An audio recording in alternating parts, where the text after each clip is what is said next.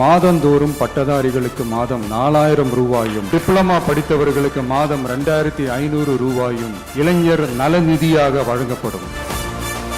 12ஆம் வகுப்புக்கு பிறகு PhD வரை ரூபாய் 20 லட்சம் பிணையம் இல்லா கொலாட்ரல் ஃப்ரீ லோன் பெறுவதற்கான உத்தரவாதம் வழங்கப்படும்.